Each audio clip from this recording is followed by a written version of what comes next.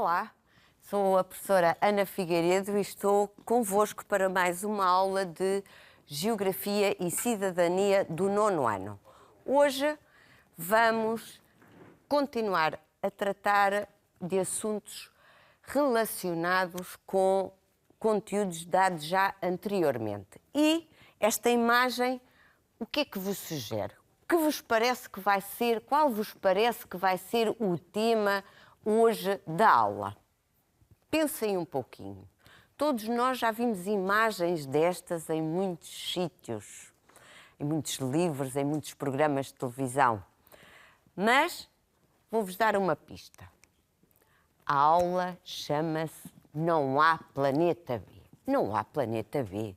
Mas por que será que não há Planeta B? Não há. Vou-vos deixar aqui algumas pistas com este pequeno vídeo que vai, de certo, elucidar-vos com essas pistas. Mas eu aqui não estou a conseguir... Quando a era industrial começou, caminhámos em direção às cidades onde havia mais trabalho. As cidades cresceram, assim como o número de pessoas, e fomos necessitando cada vez de mais recursos. Mais madeira, mais minérios, mais água, mais alimentos, mais tudo, porque na verdade nós queremos tudo. Estimulados pelo rápido desenvolvimento industrial e pelo consumo desenfreado, lá está, de tudo e tudo em grande quantidade, abrimos caminho à produção massiva de bens de consumo, com a agricultura, a pecuária e a indústria a ajudar no aumento dramático do consumo de água e na desflorestação do planeta.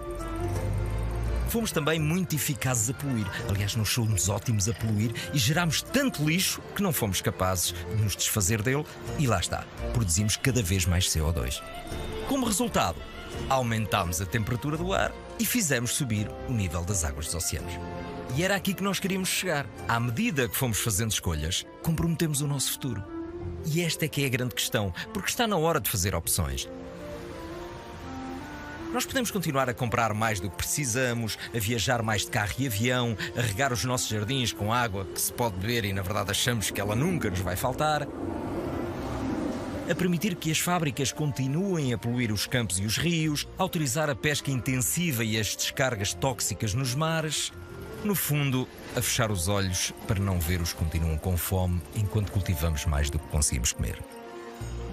Se este não é o futuro que queremos para viver, podemos sempre voltar ao presente e começar a fazer outras opções.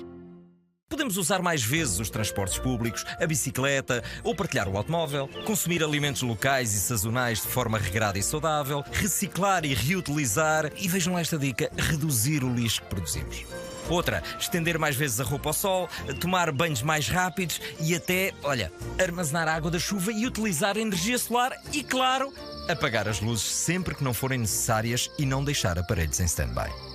Acreditamos que todos queremos participar num futuro responsável, saudável e sustentável. Nós não temos tempo para esperar por um plano B alternativo e milagroso. Este é o nosso planeta. O que fizermos hoje para proteger o ambiente e reduzir o impacto da pegada ecológica será a garantia de continuarmos a ter um planeta para viver.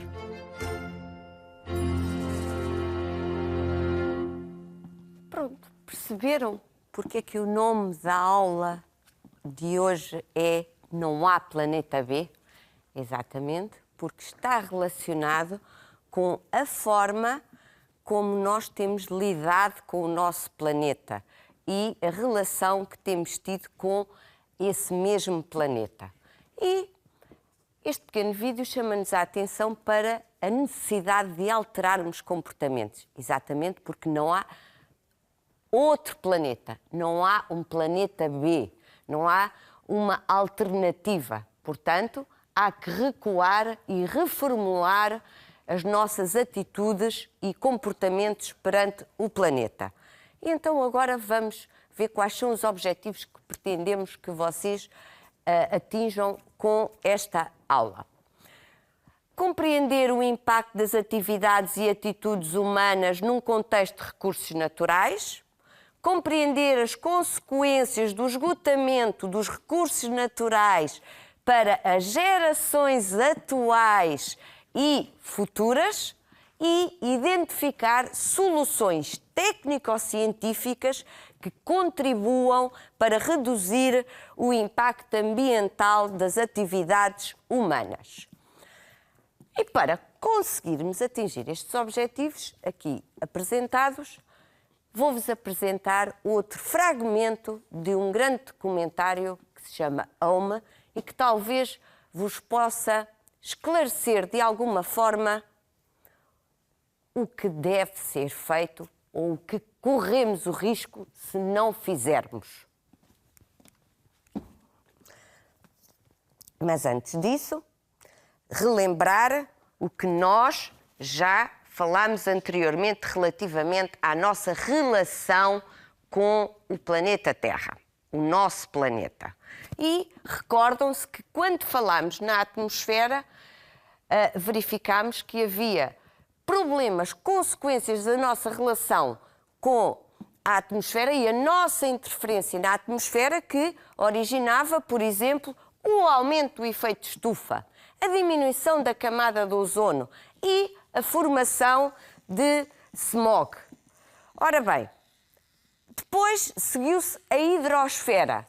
E na hidrosfera, a ação do homem, a ação antrópica, também de alguma forma continua a interferir com o ecossistema natural e causamos problemas, nomeadamente, e estes são alguns exemplos, ao nível dos derrames petrolíferos, os acidentes que acontecem no oceano e ainda a eutrofização das águas.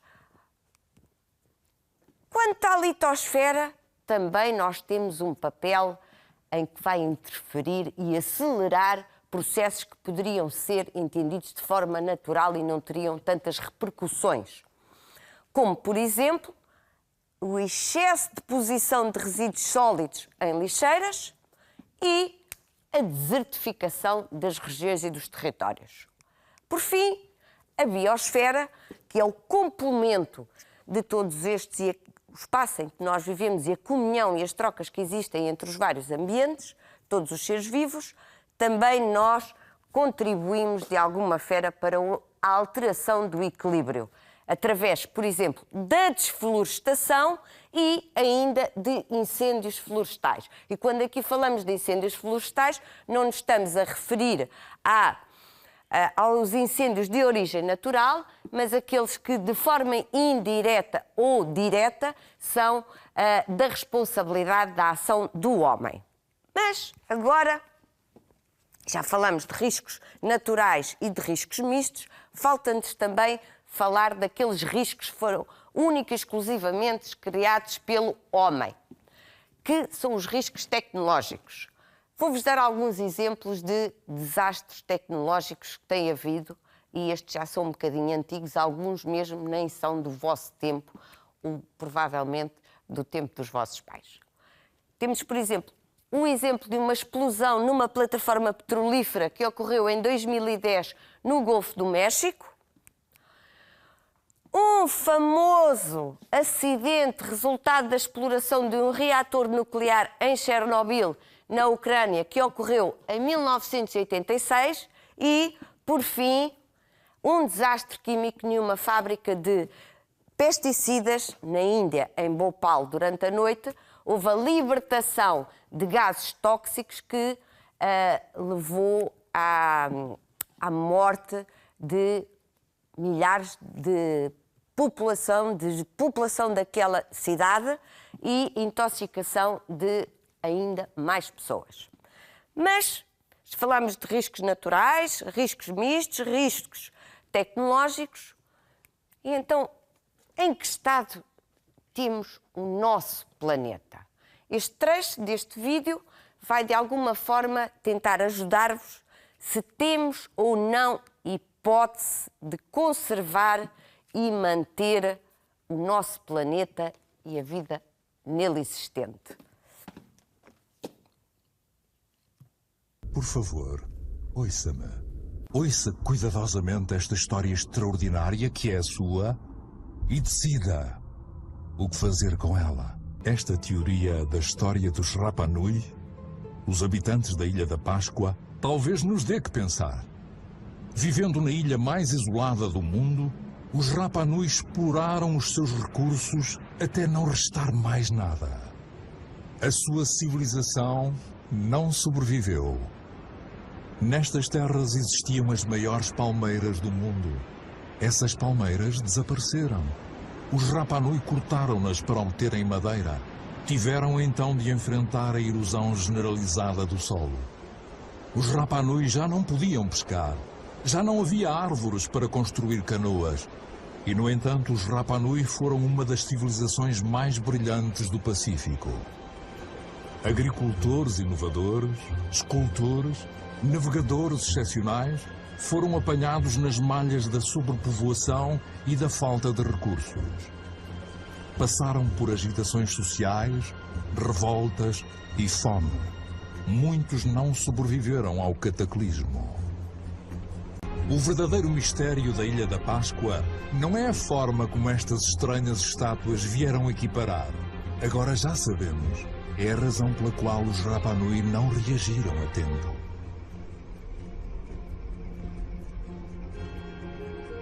É apenas uma de várias teorias, mas tem particular relevância para nós nos dias que correm. Ora bem, é isto que queremos para nós? É isto que queremos para o planeta Terra?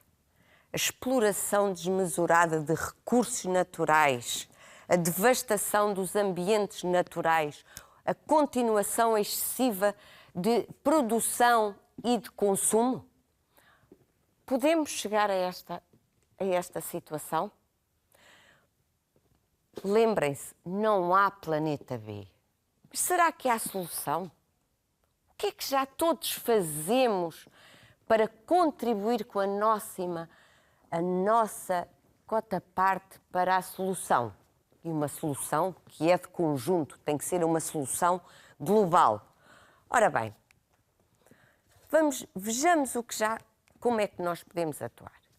Imaginem duas grandes áreas que temos: o desenvolvimento social e a preservação e conservação ambiental, que já é feita. Bem como se tem investido bastante no desenvolvimento social, como nós já temos visto.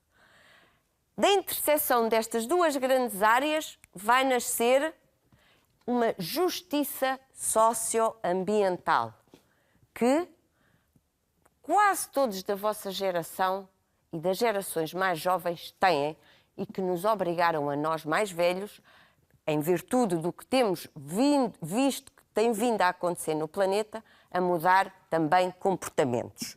Depois temos ainda uma área que é importante, que é o desenvolvimento económico. E o desenvolvimento económico esta área interseta também as outras duas áreas. Quando interseta com a preservação e conservação ambiental, originou a ecoeficiência, uma expressão cada vez mais corrente nas nossas vidas. E da interseção do desenvolvimento social com o desenvolvimento económico, originou a inserção social. Quer dizer que pode haver desenvolvimento económico, desenvolvimento social e preservação e conservação ambiental. Estas três grandes áreas podem coexistir em harmonia. E a sua coexistência e da interseção das três áreas surge o desenvolvimento sustentável, que é o equilíbrio entre o crescimento económico e social e a preservação ambiental. Aqui temos que é possível interferir e tentar contribuir para a conservação e a regeneração do nosso planeta. Então, também vimos no primeiro vídeo que ouviram falar em pegada ecológica. Estes símbolos também são nossos conhecidos, já são icónicos. E resulta o que é a pegada ecológica. Mede a pressão humana sobre a natureza e é medida em hectares globais. Esta é uma medida criada para representar a produtividade de um hectare de terra, refletindo a sua capacidade de gerar recursos renováveis e ainda de absorver os resíduos produzidos pelo homem. Isto é, a biocapacidade tem a ver com os sistemas, com a capacidade de eles se regenerarem e ainda de absorverem, consumirem aquilo que nós produzimos em excesso, os nossos resíduos. E, ligado à pegada ecológica, vamos ver que nós tínhamos necessidade de viver de acordo com os recursos que o planeta nos dá. A pegada ecológica no mundo, para nós vivermos em equilíbrio, teria de ser igual à biocapacidade disponível por pessoa. E a biocapacidade disponível por pessoa é de 1,7 hectares globais. E vocês agora estão a perguntar, o que é a biocapacidade? É a área produtiva disponível para produzir recursos ou absorver resíduos. A biocapacidade é medida em unidades padrão chamadas hectares globais. E a capacidade que um determinado sistema tem de se regenerar chama-se resiliência. É a capacidade de um sistema para lidar com a mudança e continuar a regenerar-se. Vamos ver ao longo dos tempos, então, se temos uma imensidão, uma grande pegada ecológica, como é que compararmos a nossa pegada ecológica com a dimensão e o planeta? Vejam que no passado, em 1970, a nossa pegada ecológica correspondia a um planeta Terra. Mas, em 80 anos, projeção até 2050, prevê-se que a nossa pegada ecológica atinja os 3 planetas. Ora bem, lembrem-se, não há planeta B. Aqui temos a distribuição da pegada ecológica em 2020. E veja-se, pela legenda, a pegada ecológica por habitante calculada a partir da pegada ecológica de cada país, que as cores mais carregadas vão corresponder à América do Norte, à Europa, alguns países da Ásia e da Oceania. Se nós repararmos, também são estes países, estas regiões, as mais industrializadas. E, mais uma vez, aqui temos que grande parte dos países do continente africano têm uma pegada ecológica inferior a 1,7 hectares globais, que seria a média necessária para manter o equilíbrio do planeta Terra. E aqui temos a biocapacidade por país, isto é, a capacidade que os sistemas têm de se regenerar e absorver os resíduos que nós produzimos. Temos a verdes, temos os produtos, os países credores, isto é, que a sua pegada ecológica ainda é muito inferior à biocapacidade do país, e podemos ver que os verdes mais carregados são aqueles que têm uma biocapacidade muito superior à sua pegada ecológica, e depois temos os países rosas, que são aqueles países já devedores, cuja pegada ecológica é muito superior à biocapacidade do país. Então, o que é que nos ressalta daqui?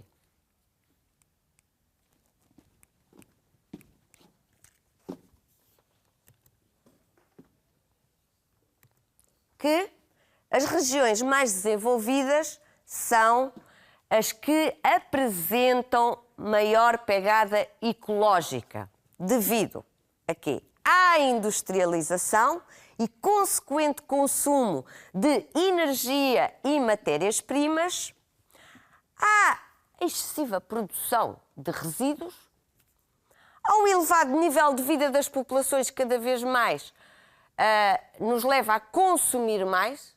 Será que estamos corretos? E há grande mobilidade das pessoas e das atividades económicas. Há grande utilização dos transportes, de forma, por vezes, irracional. Depois também começam a surgir o caso dos novos países industrializados, em que a pegada ecológica tem vindo a aumentar e a China detém o primeiro lugar no pódio do aumento da pegada ecológica. E, por fim, como nós podemos ver, os países em desenvolvimento que ocupam os lugares em que a capacidade é inferior à pegada, a capacidade é superior, são os tais países credores que ainda conseguem ter um consumo inferior e uma pegada ecológica inferior. Mas agora vou-vos dar 2 exemplos concretos de 2 países. A Finlândia, por acaso são 2 países do continente europeu, tem uma biocapacidade por pessoa de 13 hectares globais e tem uma pegada ecológica por pessoa de 6 hectares globais. Ora, tirando os recursos que são consumidos por pessoa, ainda ficamos com 7 hectares globais de capacidade. Quer dizer que temos aqui a biocapacidade é superior à pegada ecológica do país. Ainda temos um saldo positivo. Por outro lado, vamos pensar como é que será o caso de Portugal. O caso de Portugal, temos, vejam, a biocapacidade por pessoa do nosso país é só de 1,3 hectares globais e nós dissemos no início que a capacidade média por pessoa necessária para que houvesse o equilíbrio era 1,7 hectares globais. Mas vejam só a dimensão da nossa pegada ecológica. Apesar de menor que a da Finlândia, é de 4,1 hectares globais. Logo, somos deficitários. Ao contrário do exemplo da Finlândia, aqui a pegada ecológica é superior à biocapacidade existente no nosso território. E todos nós contribuímos para a nossa pegada. Nós também deixamos as nossas marcas. E isso é visível em que aspectos? Nas características da nossa habitação, se já tem as condições de eficiência energética, de rentabilização da térmica, se nós temos eletrodomésticos e os equipamentos de nossa casa são amigos do ambiente, gastam pouco ou não, se gastamos muito ou pouca energia, os nossos hábitos de higiene pessoal, por exemplo, o tomar banho de imersão ou de duche, o lavar os dentes com água corrente ou num copinho, utilizando um copo, o nosso tipo de alimentação, se consumimos, a nossa alimentação é à base de produtos processados ou não, e a deslocação em transportes usados e ainda a produção de resíduos. Na década de 90 do século passado, do século XX, surge a teoria e a solução dos 3 R's, que todos vocês já ouviram imensas vezes falar, que é reduzir, reutilizar e reciclar. A redução do consumo, tentando não consumirmos demasiado e, por vezes, coisas que não necessitamos, a reutilização de bens e a reciclagem de materiais. Cada vez é mais comum nós fazermos disto, da reciclagem, um comportamento correto e mais presente nas nossas vidas. Por fim, se a ciência trazia há pouco a tecnologia acidentes, riscos para a humanidade e para o planeta, também é aliada do ambiente. E temos aqui exemplos muito conhecidos, como, por exemplo, os tratamentos dos efluentes domésticos. Por exemplo, isto é uma estação de tratamento de águas residuais. Temos ainda os parques eólicos para a produção de energia eólica, energia renovável. E uma imagem cada vez mais comum nas nossas cidades, o carregamento de carros elétricos. Por fim, temos aqui a conclusão do que vos foi dito. Para haver desenvolvimento sustentável, é necessário haver o equilíbrio entre o crescimento económico e social e a preservação ambiental, e para isso nós temos que alterar os nossos padrões de consumo e ainda procurar soluções sustentáveis, amigas do ambiente. Através de quê? Por exemplo, a primeira grande solução encontrada foi a dos 3 R's e também cada vez mais crescente as tecnologias limpas. Apesar de podermos ter estas soluções, só é possível atingirmos um todo se houver uma cooperação internacional entre países e organizações. E agora, para finalizar, vou-vos passar outro vídeo muito interessante e que alerta e é uma mensagem de esperança. Vamos ver como. Ouça cuidadosamente esta história extraordinária que é a sua e decida o que fazer com ela. Tudo o que temos visto até agora é um reflexo do comportamento humano. Moldamos a Terra à nossa imagem. Temos muito pouco tempo para mudar. A Antártida é um continente com imensos recursos naturais que nenhum país pode reclamar. É uma reserva natural consagrada à paz e à ciência. Um tratado assinado por 49 Estados fez dele um tesouro partilhado por toda a humanidade. É tarde demais para ser pessimista. Os governos tomaram medidas para proteger quase 2% das águas territoriais do mundo. Não é muito, mas é 2 vezes mais do que há 10 anos. Os primeiros parques naturais foram criados há pouco mais de um século. Abrangem mais de 13% dos continentes. Dão origem a espaços onde a atividade humana está em sintonia com a preservação das espécies, solos e paisagens. Esta harmonia entre seres humanos e natureza pode tornar-se a regra e deixar de ser a exceção. Nos Estados Unidos, Nova Iorque apercebeu-se do que a natureza faz por nós. Estas florestas e lagos fornecem toda a água potável de que a cidade necessita. Na Coreia do Sul, as florestas foram devastadas pela guerra. Graças a um programa de reflorestação nacional, estas voltaram a cobrir mais de 65% do país. Mais de 75% do papel são reciclados. O Gabão é um dos maiores produtores de madeira do mundo. Aplica o método do abate seletivo de árvores, não mais do que uma por cada hectare. As suas florestas são dos recursos económicos mais importantes do planeta, mas é-lhes dado tempo para se regenerarem. Sejamos responsáveis, consumidores. Temos de pensar naquilo que compramos. É tarde demais para ser pessimista. Está na hora de nos unirmos. O importante agora não é aquilo que se foi, mas sim aquilo que resta. Ainda temos metade das florestas do planeta, milhares de rios, lagos e glaciares, e milhares de espécies que prosperam.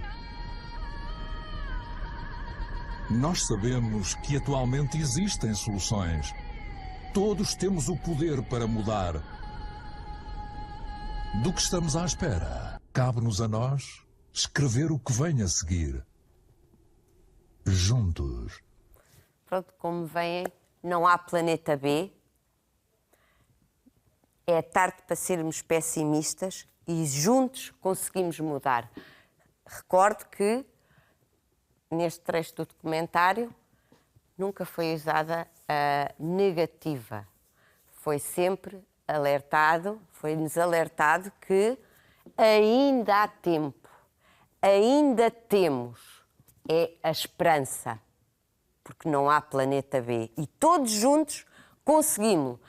Bem, tínhamos um desafio, mas não o vou fazer, porque efetivamente estamos no final do ano letivo, todos anseiam por férias. Só gostava de chamar hoje a minha colega Mariana, que faz parte da equipa, também a Diana Vieira e o Pedro Lapa. Eles estão neste momento a dar aulas e veio a Mariana comigo e gostava de vos apresentar esta menina que já a viram, também numa das aulas. Agora, adeusinho e boas férias para todos!